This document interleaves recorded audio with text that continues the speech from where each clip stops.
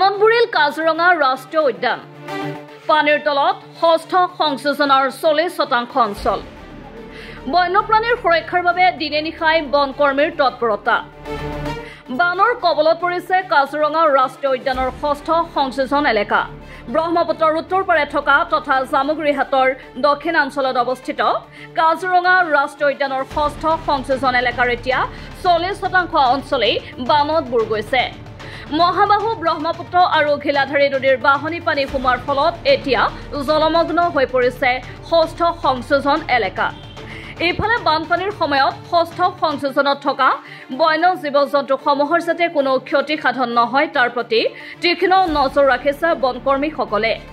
বাসস্থানৰ লগতে খাদ্যৰ সন্ধানত ওখ স্থানলৈ ঢাপলি মেলাৰ সময়ত বন্য জীৱ-জন্তুসমূহ যাতে কোনো দুষ্কৃতিকাৰীৰ আক্ৰমণৰ বলি হ'ব নোৱাৰে তাৰ বাবে দিনে নিশাই সজাগ হৈ থকা দেখা পোৱা গৈছে বনকৰ্মীসকল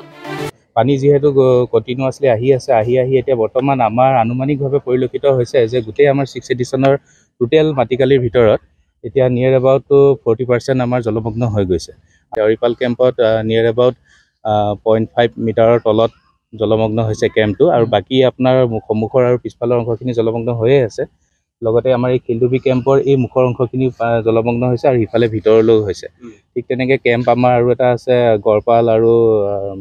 পানপুৰ ইনাৰ এই কেম্পকেইটাও মোটামুটিকৈ জলমগ্ন হোৱাৰ পথতে কিন্তু ছাৰাউণ্ডিং যিখিনি প্লেচ আছে এৰিয়া আছে এই গোটেইখিনি জলমগ্ন হৈছে আমি যিহেতু ফৰেষ্ট ডিপাৰ্টমেণ্টৰ ফালৰ পৰা ইয়াত নিয়োজিত হৈ আছোঁ আমি 24 ঘণ্টা 24/7 ইয়াত সম্পূৰ্ণভাৱে তেওঁলোকৰ সুৰক্ষা আৰু খাদ্য এই দুইটা ক্ষেত্ৰত সম্পূৰ্ণভাৱে নজৰ ৰাখিছোঁ যথাসম্ভৱ আমি ব্যৱস্থাখিনি ইয়াত গ্ৰহণ কৰিছোঁ বা আমাৰ ঊৰ্ধ্বতম কৰ্তৃপক্ষৰ ফালৰ পৰাও আমাক লজিষ্টিক যিখিনি ছাপৰ্ট আছে সকলোখিনি 100% আমাক প্ৰভাইড কৰি আছে আমাৰ কেম্পৰ যিসকল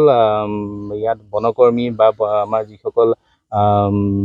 সুৰক্ষাৰ দায়িত্বত আছে তেওঁলোকে অহৰহভাৱে নাৱেৰে ভিতৰত অংশখিনি পৰিলক্ষিত কৰি আছে আৰু তেওঁলোকৰ ফালৰ পৰাও আমি ৰিপৰ্টখিনি কালেক্ট কৰিছোঁ আৰু আমি নিজেও ভিতৰলৈ অহা যোৱা কৰি আছোঁ আৰু যিহেতু আমাৰ এইটো এটা ফ্ৰিঞ্জ এৰিয়া এই মথাউৰিটো আমাৰ খুব দাঁতিকাষৰীয়া অঞ্চল সিফালে আমাৰ ৰেভিনিউ প্লেচ আৰম্ভ হয় গতিকে আৰু ইফালে আপোনাৰ ব্ৰহ্মপুত্ৰখন আছে এতিয়া জীৱ-জন্তু ব্ৰহ্মপুত্ৰ পাৰ হৈ ইফালে যাবলৈ অলপ অসুবিধা হয় কাৰণে এইফালে ঢাপলি মাৰে কিবা আহিছেনে জীৱ-জন্তু এতিয়ালৈকে আমি আজি ৰাতিপুৱা প্ৰায় পহু কেইটামান আমি ইফালে